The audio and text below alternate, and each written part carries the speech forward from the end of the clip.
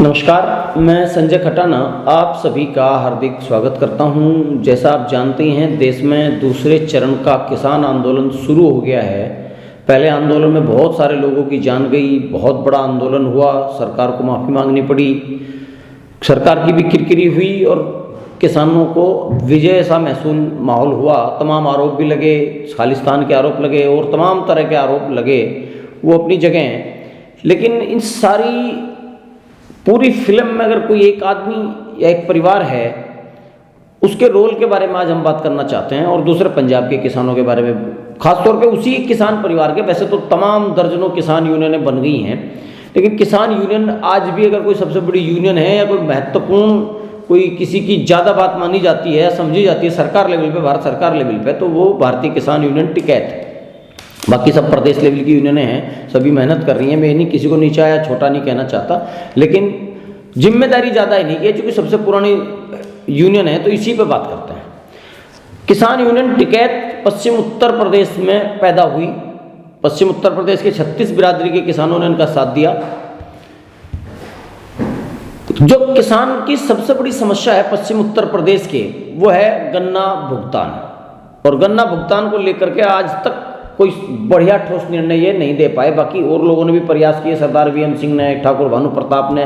मैं उनके प्रयासों को ना अच्छा कह रहा हूँ ना बुरा, चर्चा ही नहीं करना चाह रहा हूँ यहाँ, माफ़ी चाहता हूँ, कोई से अन्यथा ना ले। मैं केवल टिकैत परिवार की बात करना चाहता हूँ, टिकैत यूनियन की बात करना चाहता हूँ। टिकैत यूनियन बहुत लंबे समय से किसानों के हकों की बात करती है और जहाँ पैदा हुई है वहाँ के किसानों की सबसे बड़ी समस्या है गन्ना भुगतान। आपको सबको पता ही होगा जो किसान राजनीति करते हैं कि गन्ना भुगतान के लिए ये सरकार पर दबाव डालते हैं, गन्ना मिलों पर दबाव डालते हैं। लेकिन इसमें एक बहुत बड़ा पहलू है जिस पे मेरी आज तक समझ में नहीं आया कि इस पे इन्होंने काम क्यों नहीं किया। गन्ना अधिनियम के अनुसार प्रत्येक जिले का जिला अधिकारी टैगिंग आदेश करता है। प्रत्येक साल एक आदेश निकालता है मिलों के नाम, बैंकों के नाम और गन्ना की समितियों के नाम। टैगिंग आदेश उसको बोलते हैं। उसमें लिखा हुआ है उस आदेश में कि ये एक ऐसा आदेश है जिसके अनुसार गन्ना मिलें जो चीनी बनाएंगी, जैसे आज गन्ना आया 24 घंटे में उसकी चीनी बनकर गोदाम में आ जाती है, उस चीनी को बंधक रख के गन्ना मिल जो पैसा लेता है उस पैसे को 3 भागों में बांटा है। 15 पैसे मिल को मिलेंगे, 6 पैसे समिति को मिलेंगे और बाकी गन्ना भुगतान के लिए उसी दिन डालना होगा। और सबसे बड़ी बात, गन्ना भुगतान बंधक चीनी का जो पैसा है उसको एस्क्रो अकाउंट में बैंक देगा, निजी अकाउंट में नहीं दे सकता। आज तक ये किसान यूनियन, बल्कि इसके अलावा मैं सभी किसान यूनियन को कह रहा, कोई किसान यूनियन मुझे किसी गन्ना मिल के सरकार के साथ लड़ती हुई ये नजर नहीं आई कि बंधक चीनी का पैसा एस्क्रो अकाउंट में जाना चाहिए, मुश्तर के खाते में जाना चाहिए, जिस तरह उसका नियम है। 3 लोगों के नाम खाता बनने का, गन्ना सचिव, सरकार का एक प्रतिनिधि और मिल का एक प्रतिनिधि। जबकि चीनी बंधक रखी जाती है, बड़े पैमाने पर रखी जाती है और उसको सिर्फ गन्ना मिल के निजी अकाउंट में पैसा बैंक डाल देता है, जो कि कानूनन गलत है। तो कोई भी यूनियन मुझे इस पे लड़ती हुई नजर आज तक नहीं आई जिसने बयान दे के ये कहा हो कि हम या तो चीनी बंधक नहीं रखने देंगे और बंधक रखी जाएगी तो नियम अनुसार उस पैसे को एस्क्रो अकाउंट में डाला जाएगा।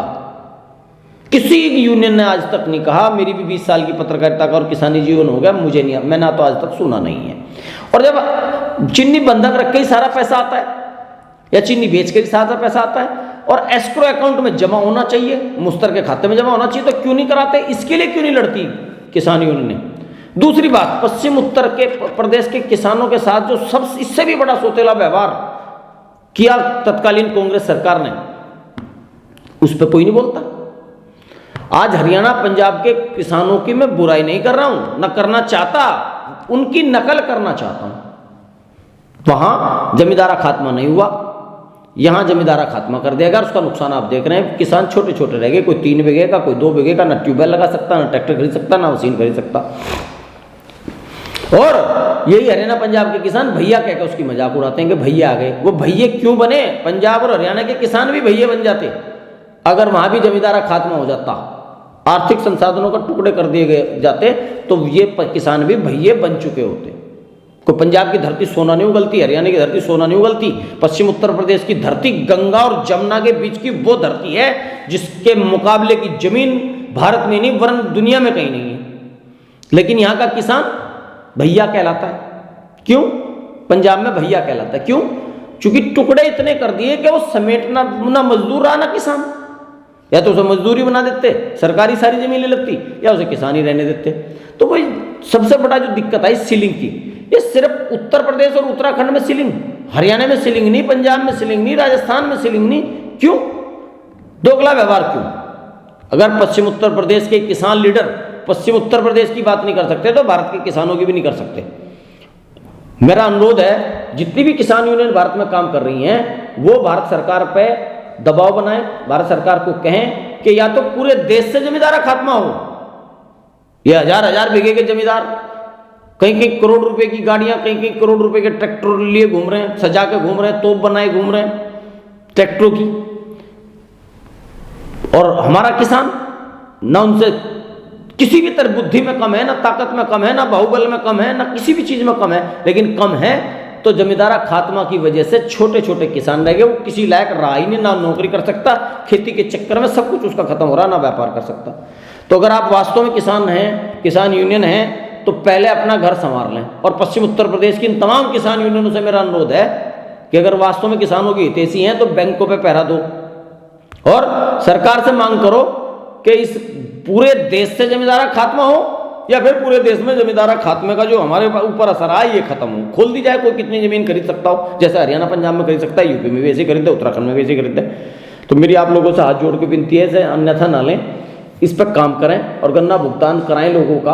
और जमीनों के मामले में जो हमारे साथ दिक्कत आ रही, क्योंकि छोटी जमीन पर आदमी कुछ कर ही नहीं सकता, कोई साधन ही नहीं खरीद सकता, वो परेशान रहता है, इसलिए उसकी परेशानी को भी समझा जाए। और मेरी भारत सरकार से भी विनती है कि या तो जमींदारा खात्मा पूरे देश से हो और या फिर पूरे देश में रहे।